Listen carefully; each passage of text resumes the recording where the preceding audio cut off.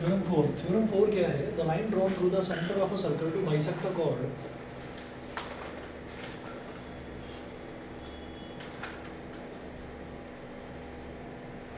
the line drawn through the center of a circle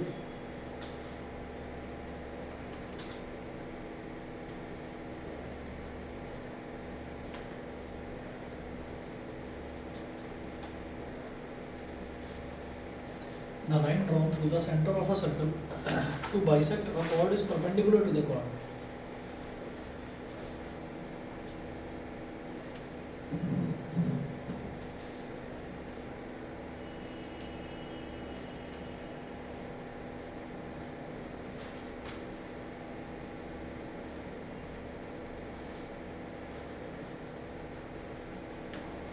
The line drawn through the center of a circle to bisect a chord.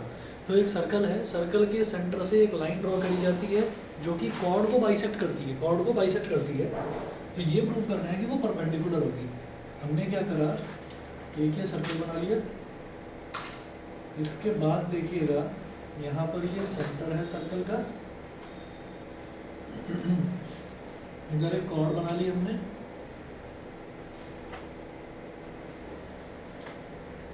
Circle का centre है, इधर cord बना ली, cord है AB। हमने क्या करा कि ये जो O है, O से एक लाइन ड्रॉ करी। अभी वो परपेंडिकुलर है या नहीं वो हमको प्रूफ करना है, ठीक है। तो हमने एक लाइन ड्रॉ कर ली और इसको आप बोल दीजिएगा C बोल दो इसको।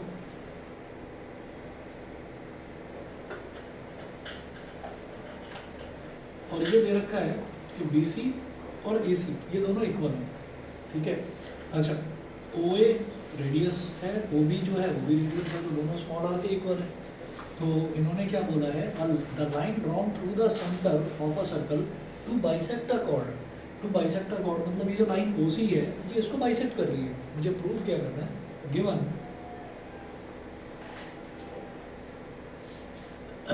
AC is equal to BC, given AC is equal to BC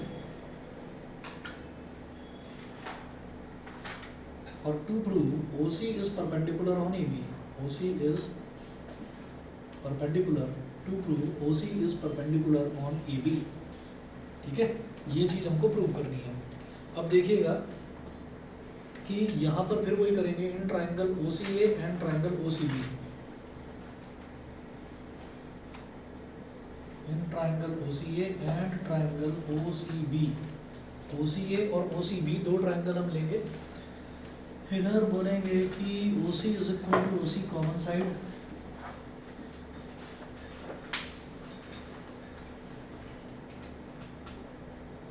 OC is equal to OC common side, AC is equal to BC given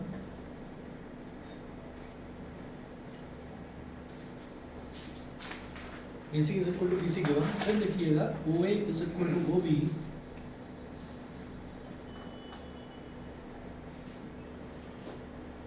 is equal to R, दोनों ही रेडियस के बराबर हैं, तो तीनों की तीनों साइड्स हो गई। तो by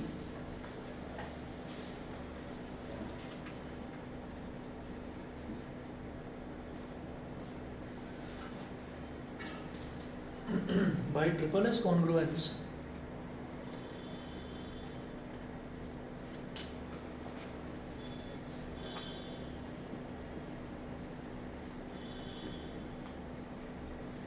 by triple S congruence criteria triangle OCA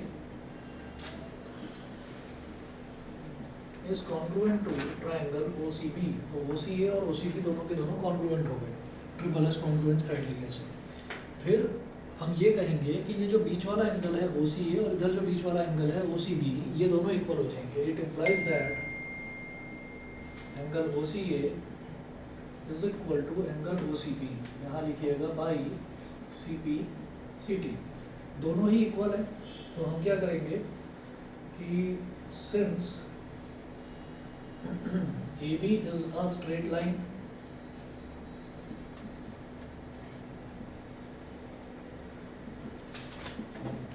AB जो है वो एक स्ट्रेट लाइन है, since AB is a straight line, since AB is a straight line, therefore angle OCA plus angle OCB is equal to 180 degree. Reason में लिखिएगा linear pair. अब OCA और OCB दोनों इक्वल हैं, तो एंगल OCA को तो OCA ही लिखा रहने दो और OCB की जगह पर भी आप OCA ही लिख दीजिए। Is equal to 180 angle OCA plus angle OCA क्या हो गया, twice of angle OCA is equal to 180 degree. 2 1 2, 290 180, तो angle OCA is equal to 90 degree. तो ये हमारा एंगल हमारा OCA 90 डिग्री हो गया और ये OCB के भी इक्वल है, तो दोनों 90 डिग्री हो गए। Therefore, OC is perpendicular on AB और यही चीज हमको प्रूव करनी थी। ठीक है, इसके बाद आप ये देखिएगा सर्कल थ्रू 3 पॉइंट्स।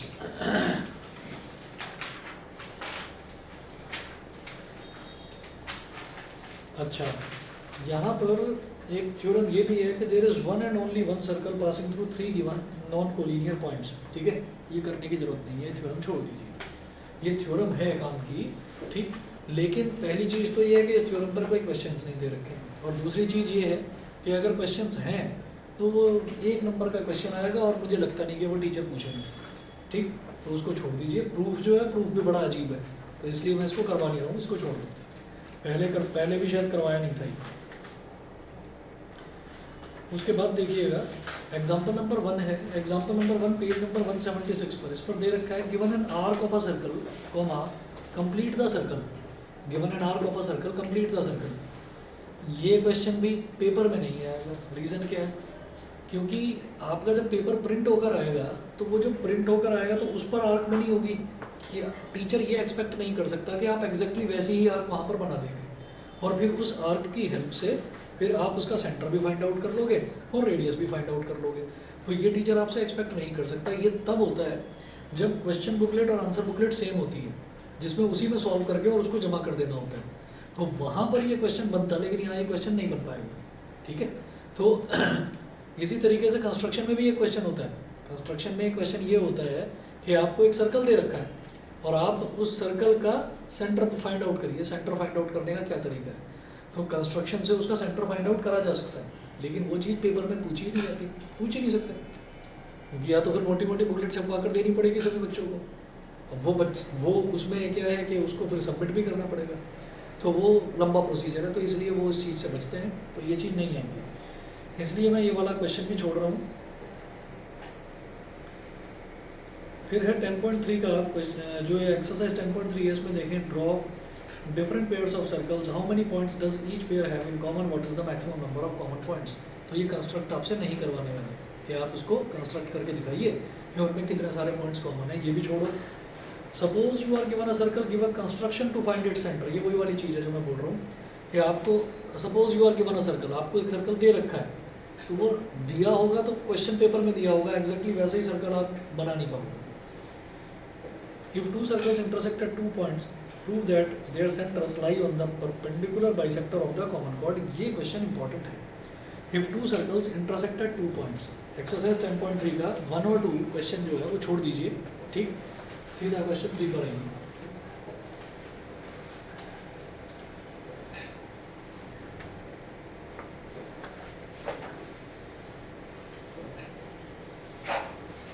वो बोल रहे हैं if two circles intersect at 2 points, 2 circle हैं, तो 2 सर्कल जब आपस में टकराएंगे तो 2 पॉइंट्स पर इंटरसेक्ट करेंगे। ठीक है, कैसे, एक सर्कल तो ये हो गया और एक सर्कल ये हो गया, ये इसका सेंटर हो गया और ये इसका सेंटर हो गया। अब वो ये बोल रहे हैं prove that there centres lie on the perpendicular bisector of the common chord. Common chord क्या होगी, इस पॉइंट को और इस पॉइंट को ज्वाइन कर दो, तो ये वाला जो पॉइंट है ये इस सर्कल पर भी लाई कर रहा है और इस सर्कल पर भी लाई कर रहा है। सिमिलरली ये वाला पॉइंट जो है ये इस सर्कल पर भी लाई कर रहा है और इस सर्कल पर भी लाई कर रहा है। इन दोनों पॉइंट्स को ज्वाइन कर दिया तो जो कॉर्ड है वो इस सर्कल में भी है और इसमें भी है, तो कॉमन कॉर्ड कहलाएगी। समझ गए, ये कॉमन कॉर्ड हो गया। इन्होंने बोला prove that there centres lie on the perpendicular bisector of the common chord. तो इस कॉमन कॉर्ड का परपेंडिकुलर बाइसेक्टर बनाना है। Prove that there centres lie on the, इसके सेंटर को बोलो O, इसके सेंटर को बोलो O डैश।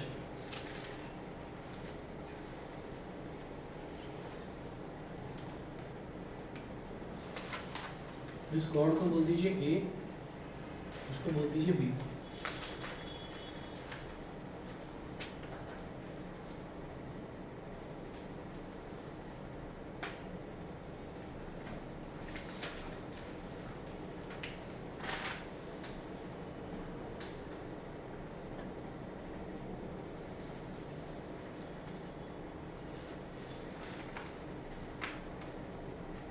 इसको बोल दो, जो बीच वाला पॉइंट है इसको बोल दो C, ठीक है।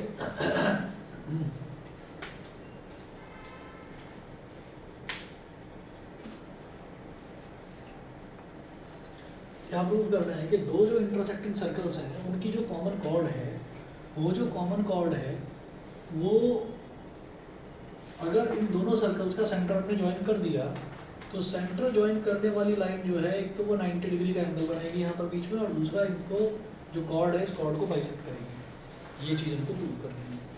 तो इस चीज़ को कैसे प्रूव करा जा सकता है?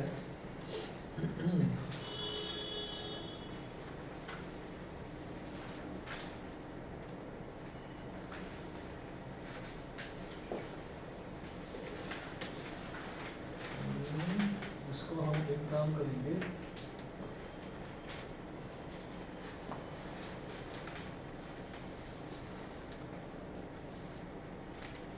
सबसे पहले क्या करिए कि ये वाला जो ट्रायंगल है ऊपर वाला और नीचे वाला ट्रायंगल, इन दोनों को कॉन्ग्रुएंट प्रूव कर दो। ऊपर और नीचे वाले ट्रायंगल्स को कॉन्ग्रुएंट प्रूव कर दो। करा जा सकता है भाई? कैसे करेंगे कॉन्ग्रुएंट प्रूव? हम ये कहेंगे कि ये वाला साइड इस वाली साइड के इक्वल है, दोनों radius of the same circle. ये वाली साइड कॉमन है दोनों में। उसके अलावा बताइए कुछ एंगल हो।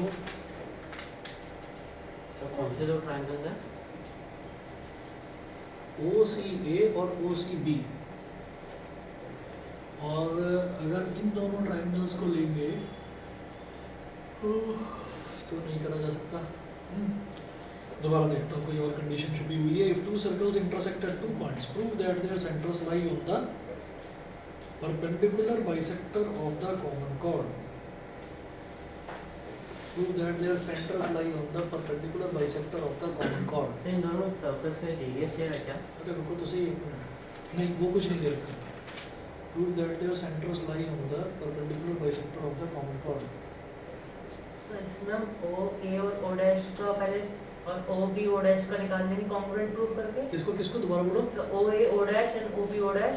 O A O डैश और O sir, B C O पे डैश। C पे बिल्कुल सही, बिल्कुल सही। सर A O C और B O C को इक्वल करके फिर ये बिल्कुल बिल्कुल बिल्कुल बिल्कुल सही कह रहे हैं। ठीक है, हम तो ये छोटे छोटे ट्रायंगल ले रहे थे। छोटे ट्रायंगल मतलब बड़ा ट्रायंगल ले लो। O A O डैश पूरा ऊपर वाला बड़ा ट्रायंगल और नीचे वाला O B O डैश, ये ले लीजिए। प्रूफ क्या करना है? सबसे पहले ये देख लीजिए कि O O dash perpendicularly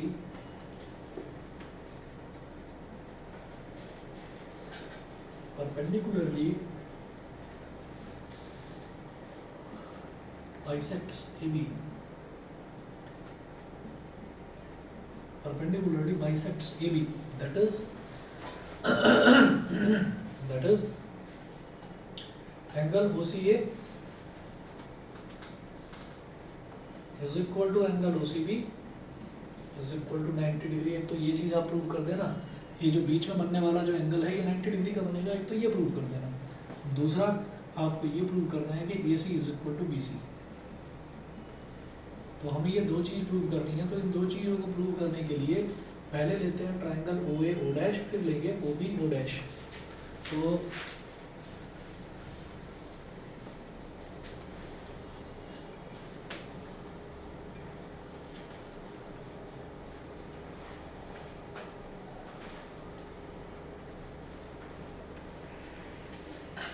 note करें, in triangle OA O dash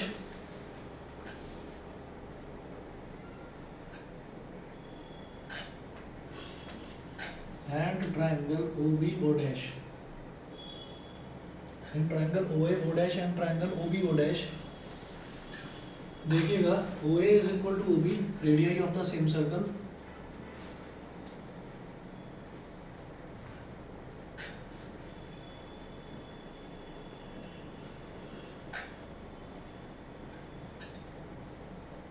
radii of the same circle O A is equal to O B. उसके बाद आप लिखेंगे कि O O dash is equal to O O dash common side,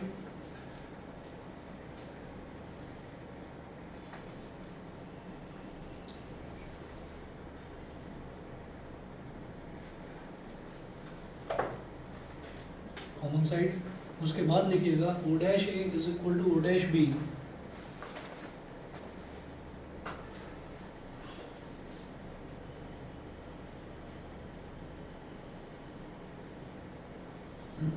radii of the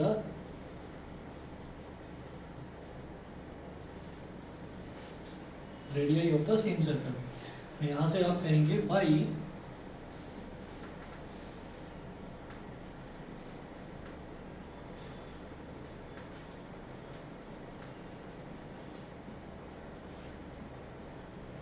by triple S congruence criteria. By triple S congruence criteria आपका ये triangle O A O dash और O B O dash, triangle O A O dash is congruent to triangle O B O dash. तो ये दोनों triangle congruent हो गए। इनके congruent होने से हमें क्या पता चलेगा कि मैं ये कहूँगा कि यहाँ पर देखिए पहली पोजीशन पर ओ है, ठीक है, और इधर भी पहली पोजीशन पर ओ है। इसका मतलब इस वाले ट्राइंगल का एंगल ओ, मतलब ये वाला एंगल, ये वाला एंगल, और इसी तरीके से इस वाले ट्राइंगल का ओ बी ओ डैश, इसका एंगल ओ, ये वाला एंगल, ये दोनों एंगल इक्वल हो गए, ठीक है। तो हम क्या कहेंगे, it implies that angle O जो है वो बीच में आ जाएगा। तो angle A O O dash is equal to B O O dash. Reason लिखिएगा बाई CPCT, और इसको आप बोल दीजिए इक्वेशन नंबर 1। फिर हम ये कहेंगे in triangle OCA and OCB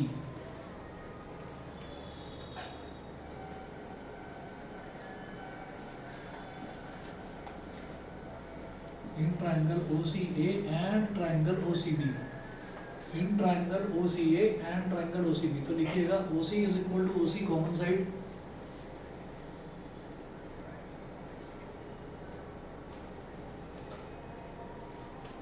अब इन दो ट्राइंगल्स को ले रहे हैं, OC is equal to OC common side. उसके बाद बोलिएगा कि ये जो एंगल AO डैश बोला है इसको AOC भी तो बोल सकते हैं, एक ही तो बात है, समझ रहे हैं भाई। AO डैश और BO डैश, AO डैश और BO डैश दोनों इक्वल थे एंगल, तो ये वाला एंगल इसको क्या AOC भी तो बोल सकते हैं, ऐसे इसको BOC भी बोल सकते हैं। तो यहाँ हम ये कहेंगे angle AOC is equal to angle BOC। Reason में लिख लेना from equation 1, from equation 1 angle AOC is equal to angle BOC, ये हो गया, ठीक। उसके बाद आप बोलिएगा OA is equal to OB, radii of the same circle.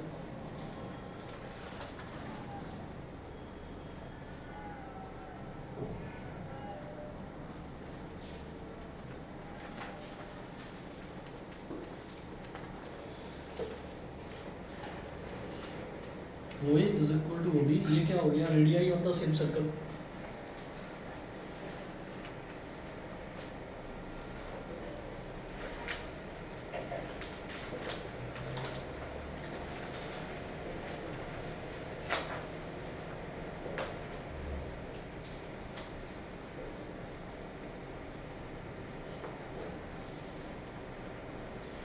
ये करने के बाद में जब एक ट्रायंगल OCA हो गया, एक ट्रायंगल OCB हो गया, तो अब इसके बाद हम ये कहेंगे कि इसमें साइड्स मेजॉरिटी में है, ठीक है। तो दोनों में कॉमन क्या है, जैसे OC है और OA है, तो अगर इसको मैं देखूंगा तो मैं ऐसे लिखूंगा OC और OA, तो दोनों में O कॉमन है, तो CO OA, इसको क्या लिख देंगे COA, ये हो गया। इसी तरीके से OC और OB, OC और OB, तो यहाँ से O को बीच में लिख दो, CO और OB, तो ये हो जाएगा COB। तो ट्रायंगल COA और ट्रायंगल COB ये एक दूसरे के कॉन्ग्रुएंट ट्रायंगल्स होंगे। तो आप ये देखो जैसे सी ओ ए लिख रहे हैं और सी ओ बी लिख रहे हैं, इसको पलट कर भी लिख सकते हैं। आप इसको पलट कर ऐसे भी लिख सकते हो कि ए ओ सी लिख दो और बी ओ सी लिख दो, वो भी कोई प्रॉब्लम नहीं है। और चलिए ऐसे करा है अपने, ऐसे ही लिखते हैं। अब लिखिएगा बाई साइड एंगल साइड ऐसे S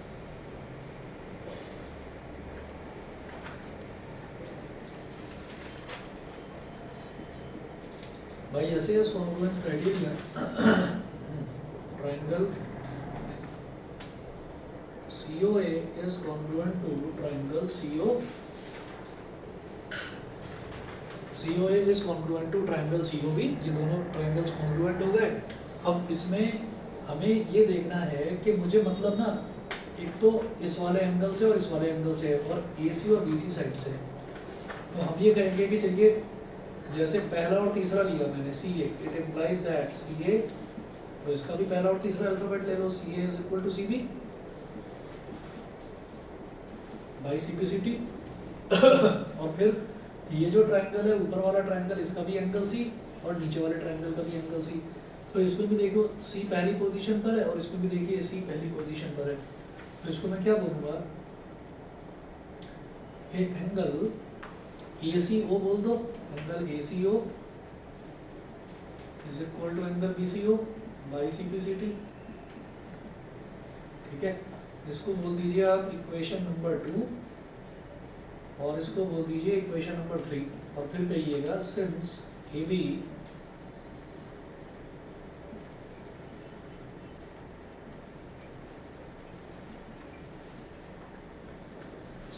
is a straight line, कि ये जो AB है ये एक स्ट्रेट लाइन है। तो स्ट्रेट लाइन के किसी भी एक पॉइंट पर अगर दो एंगल बन रहे हैं, एक इधर और एक उधर, तो उन दोनों का सम जो है 180 डिग्री होता है, लीनियर पेयर बोलते हैं उसको। तो मैं इसको कहूँगा angle ACO plus angle BCO is equal to 180 degree. Reason में लिखिए लीनियर पेयर। और फिर हम देख चुके हैं कि ACO और BCO इक्वल है, तो ACO को तो ACO ही लिखा रहने दो और BCO को भी ACO लिख दो। Angle ACO plus angle ACO is equal to 180 degree. Angle ACO plus ACO क्या हो गया, twice of angle ACO। 180 degree 2 1 2 290 होगा।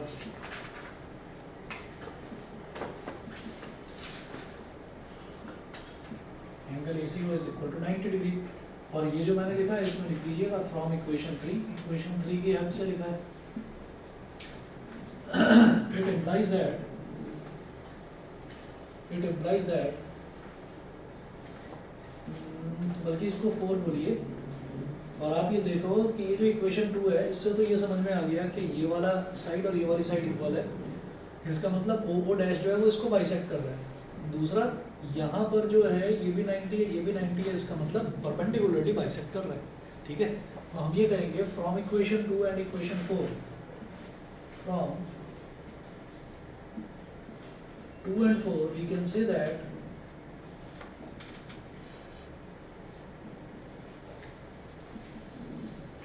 OO dash is perpendicularly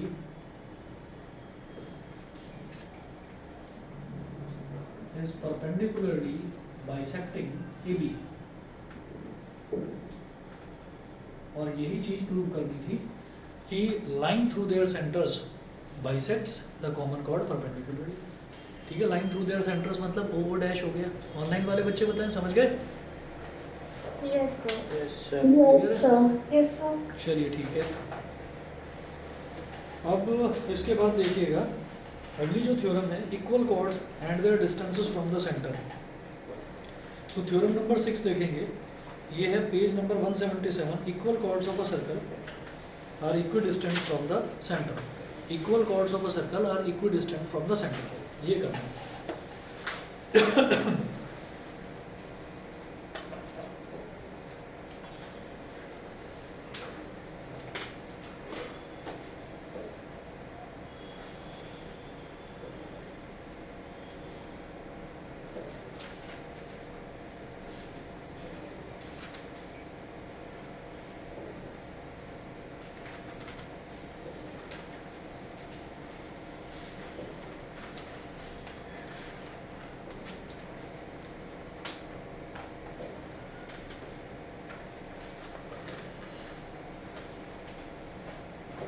theorem 6 है, equal chords of a circle are equidistant from the centre.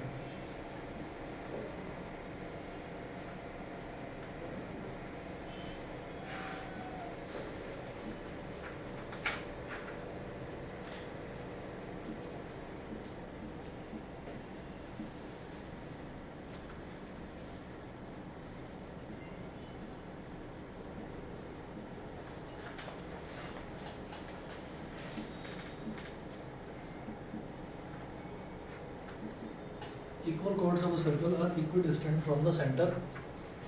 अब मैं एक circle बना रहा हूँ यहाँ पर,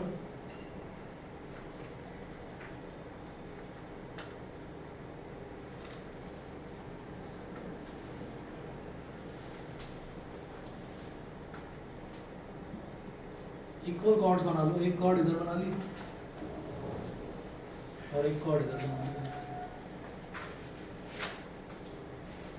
ये है O, A और B, C और D गिवन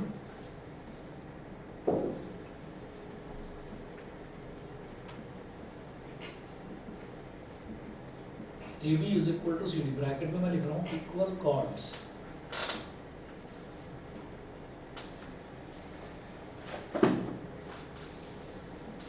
ये दे रखा है AB is equal to CD, ठीक है। उसके बाद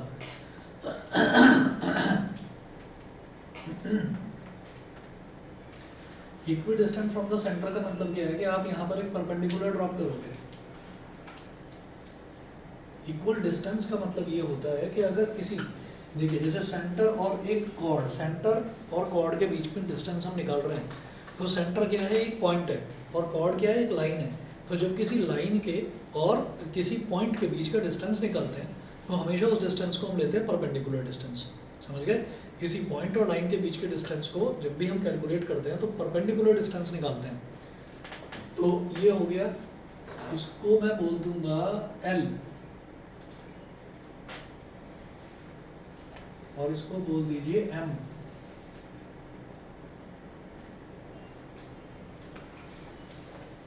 इस पॉइंट को बोल दीजिए M, ठीक है। तो ये परपेंडिकुलर होगा और ये भी परपेंडिकुलर होगा।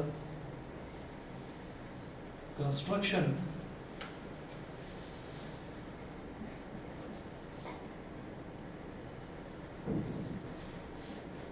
Draw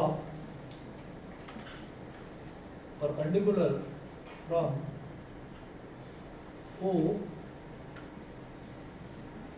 on AB and on CD,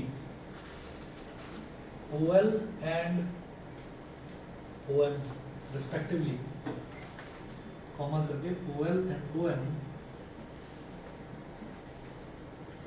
respectively। अभी लिखिएगा प्रूव क्या करना है, टू प्रूव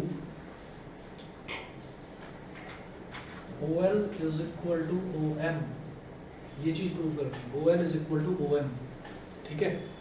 अब देखिएगा इस पे मैं ये कहूँगा प्रूफ में इसके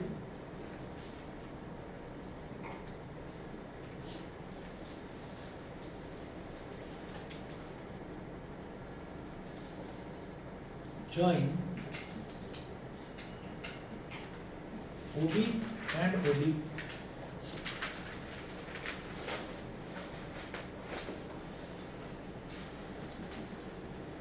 OB और OD को ज्वाइन कर दिया, OB और OD को ज्वाइन कर दिया। अब इसके बाद हम ये कहेंगे कि since AB is equal to CD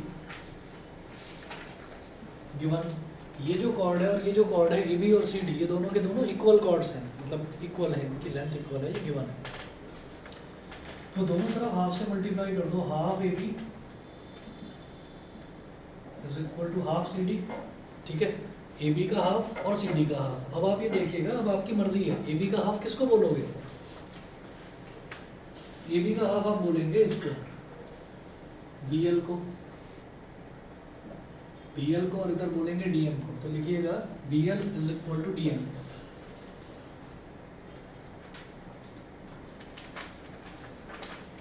BL is equal to DM। यहाँ रीजन में लिखना because perpendicular from the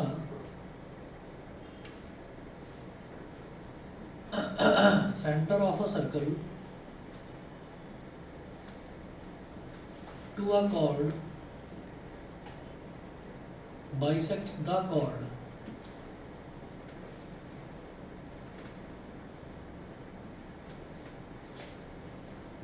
bisects the chord, तो इसने क्या करा कि कॉर्ड को आधे आधे में डिवाइड कर दिया, ठीक है।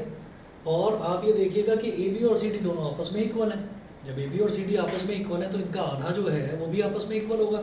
ये कैसे पता चलेगी? ये बी एल जो है ये इस ए बी का हाफ ही है, ये जो सी डी एम है वो इस सी डी का हाफ ही है। तो इस वजह से पता चला हमको because perpendicular from the centre of a circle to a chord bisects the chord. ये थ्योरम हम कर चुके हैं इसमें शुरुआत में कि अगर परपेंडिकुलर ड्रॉप कर दिया जाता है सेंटर से किसी भी कॉर्ड पर तो वो कॉर्ड को बाइसेक्ट कर देता है, ठीक है। अब देखना हमारे पास इतना आ गया, B L is equal to D M आ गया। फिर आप क्या कहेंगे कि O B is equal to O D. एक काम करो, O L B, angle O L B is equal to angle O M D is equal to 90 degree. ये तो 90 डिग्री के इक्वल है तो दोनों इक्वल होंगे ही होंगे एंगल। तो देखिए ये वाली साइड इक्वल हो चुकी है, ये वाला एंगल इक्वल हो चुका है, और ये O B is equal to O D. O B is equal to O D क्या है? Radii of the same circle.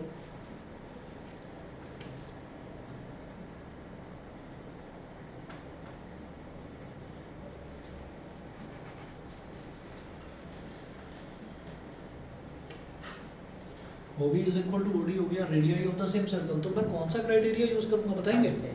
हाँ, RHS बिल्कुल सही। क्यों? क्योंकि साइड एंगल साइड नहीं है। आप ये देखिए, एक तो राइट एंगल है, राइट एंगल के सामने वाला हाइपोटेन्यूज यूज कर रहा हूँ मैं OB, और उसके अलावा मैं एक साइड यूज कर रहा हूँ। तो दो साइड्स के बीच में अगर एंगल होता तो ऐसे एस बोलते, लेकिन ऐसा नहीं है। तो हम बोलेंगे भाई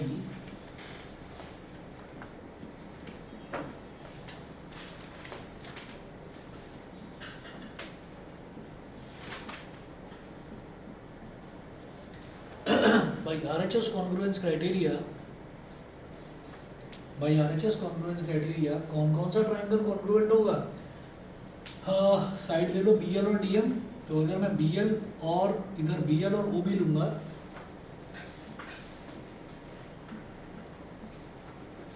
भाई मेजॉरिटी में क्या है? मेजॉरिटी में तो साइड्स हैं, तो BL हो गया, OB हो गया, BL और OB। तो कॉमन अल्फाबेट क्या आ रहा है? B। इसको कर दो LB, इसको कर दो BO। कॉमन अल्फाबेट बीच में आना चाहिए, तो क्या हो गया? LBO।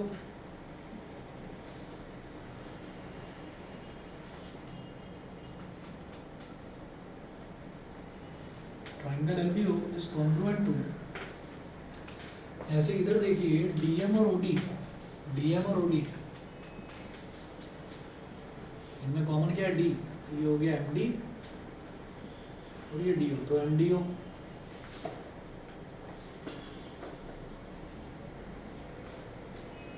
तो LBO और MDO ये दो ट्राइंगल्स हमारे कॉन्ग्रुएंट आ गए। जब ये ट्राइंगल्स कॉन्ग्रुएंट आ गए तो अब मैं बोलूँगा मुझे क्या प्रूव करना था? मुझे ये चीज़ प्रूव करनी थी, OL is equal to OM। तो पहला और तीसरा अल्फाबेट देखिए क्या है? LO, और इसका पहला और तीसरा अल्फाबेट क्या है? MO by CPCT। LO को आप नहीं समझे, ठीक है? फिर इसको पलट कर आप OL लिख दो, या LO लिखा रहने दो, MO लिखा रहने दो, कोई फर्क नहीं पड़ता। OL is equal to OL। यही हमको प्रूव करना था कि equal chords of a circle are equidistant from the centre. अब इसका उल्टा है, थ्योरम 7 है। थ्योरम 7 में क्या है कि chords equidistant from the centre of a circle are equal in length. कि अगर कोई दो कॉर्ड्स हैं जो कि सेंटर से इक्वल डिस्टेंस पर हैं, इक्विडिस्टेंट हैं, ठीक है, तो वो जो दोनों कॉर्ड्स हैं वो दोनों कॉर्ड्स इक्वल हैं। ये चीज़ प्रूव करनी है।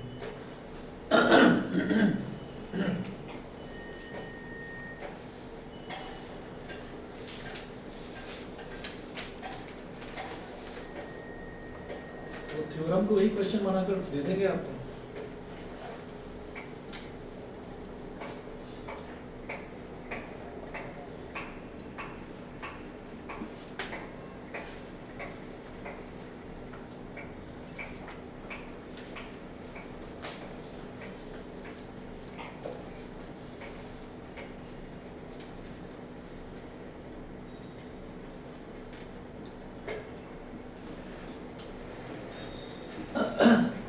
equidistant from the center of a circle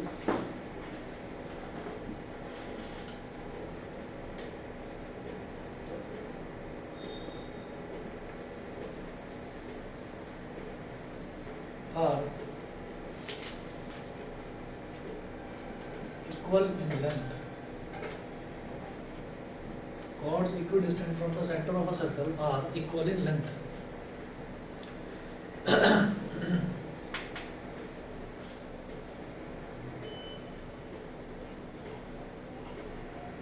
एक सर्कल बना लिया, इधर एक कॉर्ड बना ली, इधर एक कॉर्ड बना ली, वो है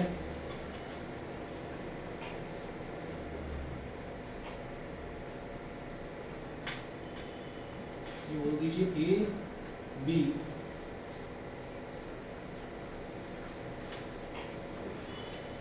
सी डी,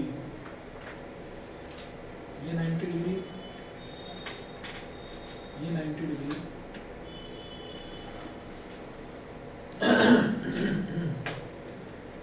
तो chords equidistant from the centre. Chords equidistant from the centre का मतलब यह है कि OL और OM,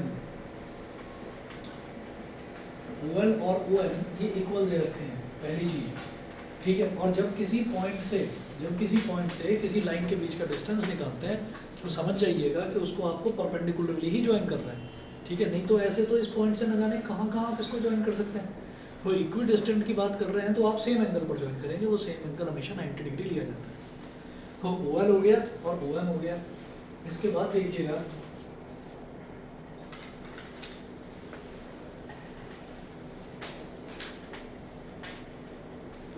सबसे पहले आप ये लिखेंगे कि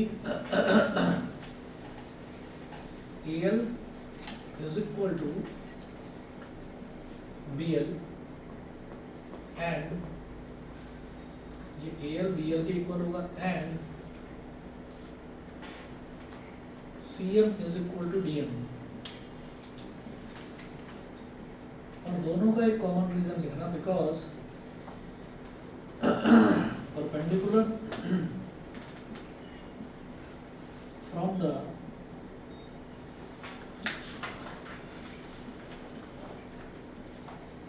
perpendicular from the center of a circle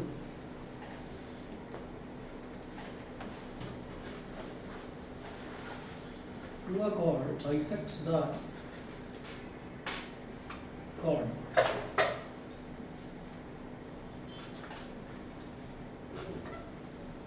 फिर क्या करें,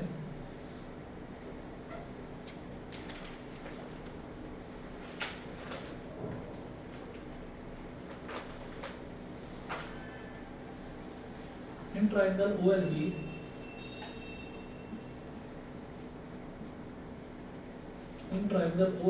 and triangle OMD, in triangle OLB and triangle OMD OL is equal to OM,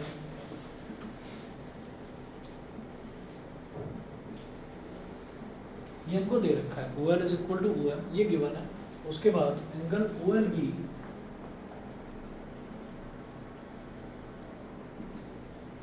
is equal to angle OMD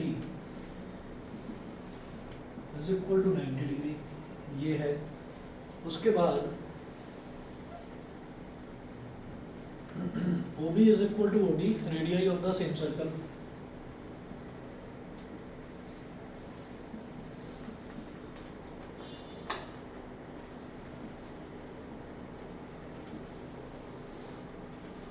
radii of the same circle।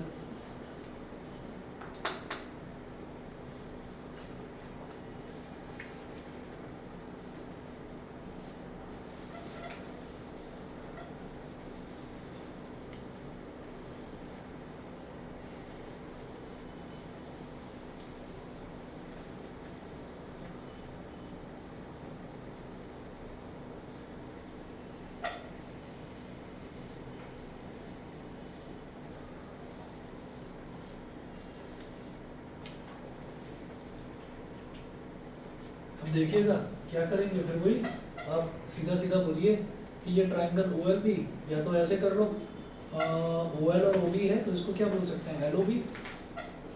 और कौन सा criteria हो गया, देखिए ये वाली साइड दी है और ये वाली साइड, ये 90 डिग्री और इसके सामने वाला हाइपोटेन्यूज, तो RHS by RHS congruence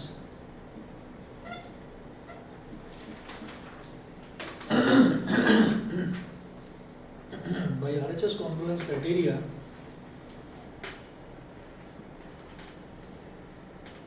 triangle OLB is congruent to triangle OMD। ठीक है, लिख सकते हो, वैसे कोई प्रॉब्लम नहीं है भाई। यहाँ से हमारा क्या बन रहा है, यहाँ से आप ये देखिए OL और OB है ना, तो ये बन जाएगा LOB। तो मैंने क्या कर दिया, मैंने OLB कर दिया, तो मैंने क्या करा, मैंने L और O की पोजीशन इंटरचेंज कर दी, कोई प्रॉब्लम नहीं है उसमें। ऐसे ही OM और OD है, तो अगर इसको कंबाइन करेंगे तो दोनों में O कॉमन आ रहा है, तो ये क्या बन जाएगा, MOD।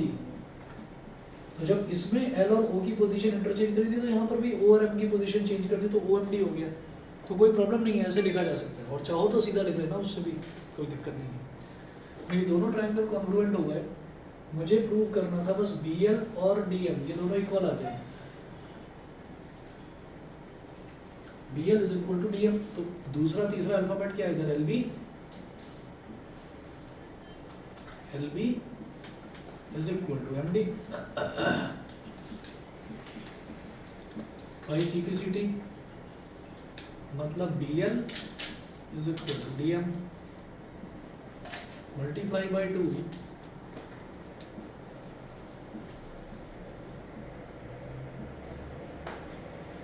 on both sides, तो twice of BL is equal to twice of DM। ठीक है, तो BL का twice कितना हो जाएगा, ये भी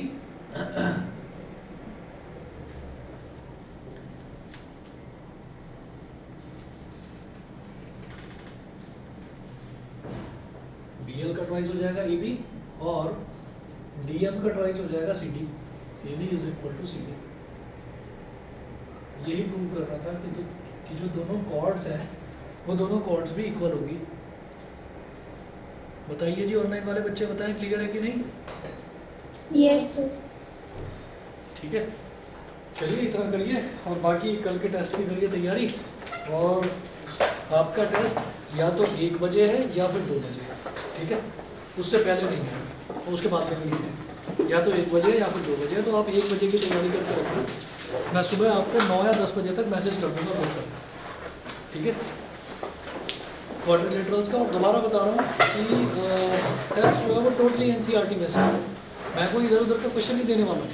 मैं बस इतना चाहता हूँ कि NCERT आपकी ठीक से हो गई है या नहीं हो गई, ठीक है।